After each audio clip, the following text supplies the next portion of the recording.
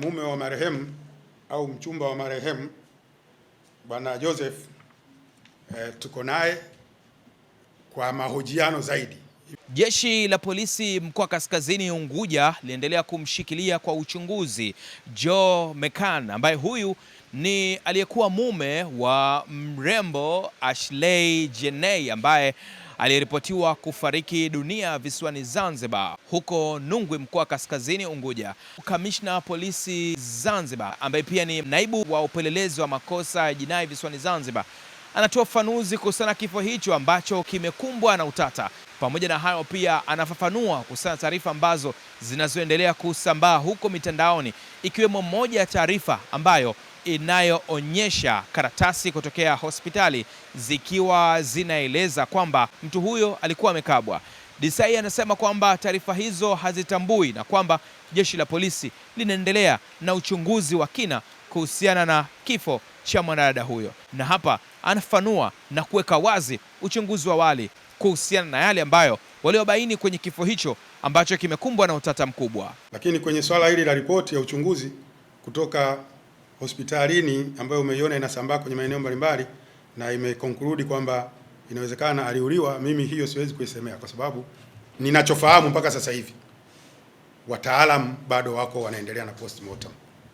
Nitakuwa kwenye nafasi ya kuzungumza kuhusiana na nini chanzo kulingana na ripoti iliyotolewa mpaka pale nitakapopata taarifa rasmi kutoka kwa hospitali iliyosainiwa na daktari mahususi mwenye mamlaka ya kuchunguza vifo. Kwa hiyo kama ipo, mimi kwa niaba ya jeshi la polisi niseme siitambui na siwezi nikaitumia hiyo nikaamini kwamba hicho kilichoonekana humo ndicho kilichotokea, kwa sababu bado tuko kwenye uchunguzi. Uchunguzi wa tukio hili bado unaendelea, na hivi ninavyozungumza madaktari pamoja na wataalamu wanaendelea kwenye hospitali ya Lumumba, hospitali ya serikali Lumumba, kufanya postmortem, kwa maana ya kwamba uchunguzi wa kifo, na pale ambapo taarifa kamili zitakapopatikana kutokana na ripoti hizo, tutakuwa na uhakika wa kujua nini hasa kilitokea katika eneo la tukio na nini hasa kilisababisha mgeni huyu aitwe Ashley kufariki kwa kujinyonga. Linapotokea tukio kama hili, naomba tujitahidi sana kupata taarifa sahihi kutoka kwa mamlaka husika badala ya kuchukua taarifa kutoka kwenye vyanzo ambavyo sio sahihi, na hii inaweza ikaleta mtafaruku wa kuona kwamba kilichotokea pale hakifanani na kile ambacho wengine wanakifikiria. Nikisema hivi huyu mume wa marehemu au mchumba wa marehemu Bwana Joseph tuko naye kwa mahojiano zaidi. Hivi ninavyozungumza, timu ya wapelelezi inaendelea kufanya mahojiano naye kwa ajili ya kutaka kujua vile vile nini kimesibu pale.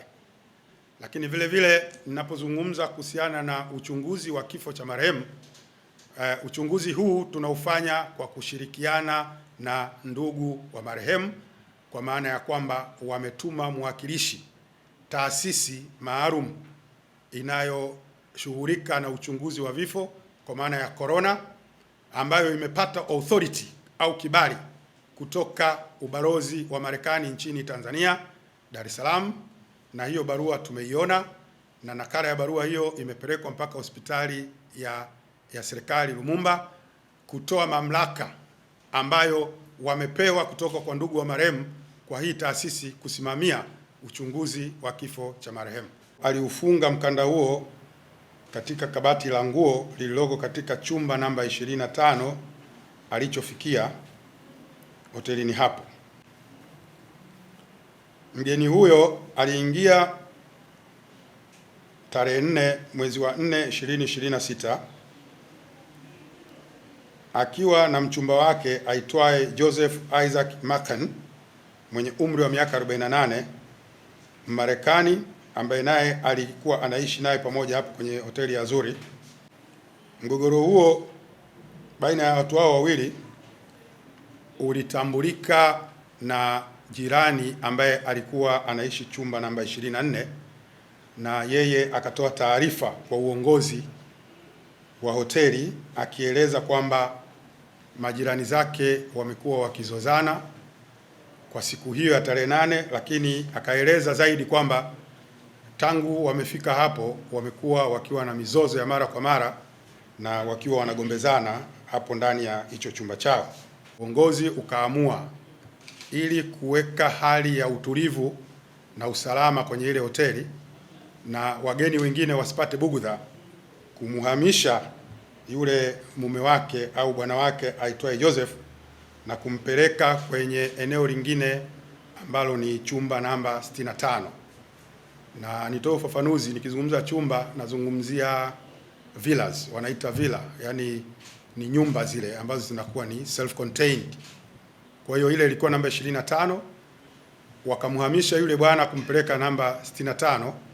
Ni umbali wa kutembea kwa miguu kama dakika 8 mpaka 10. Mhudumu huyo alikwenda pale mapema kwanza majira ya saa 1:30, akakutana na mhusika kwa maana huyo Asheri na kutaka kumuuliza kama anahitaji huduma yoyote. Akamwambia kwamba nitahitaji huduma, lakini naomba uje baada ya dakika 10, lakini kwa sasa hivi naomba uniazime chaja yako, maana naona simu yangu chaji yake kidogo ina changamoto. Baadaye akaja kukumbuka kwamba ana ahadi ya kurudi tena kwenye chumba namba 25 ambacho Asheri alikuwa anaishi. Aliporudi tena baada ya kama dakika 20, akagonga ule mlango, akakuta mlango haufunguki na hakuna mtu anayefungua, lakini taa zote za ndani zikiwa zimezimwa.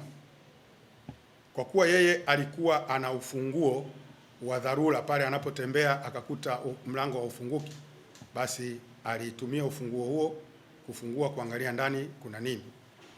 Alipofungua akakuta kuna giza, lakini alipofungua na kujaribu kufunga mlango ili aendelee kukagua zaidi ndani, akasikia kama kishindo upande wa kushoto ambapo kuna makabati ya nguo, na alipoangalia akamuona huyu mgeni wa kike aitwaye Asheri akiwa ananing'inia kwenye kabati kwa ndani kwa kutumia kamba ya nguo ya yale masweta ya kujihifadhia mle ndani ya chumba, ile kamba ile ya kujifunga kiunoni, tumboni, lakini akafunga juu kwenye henga zile.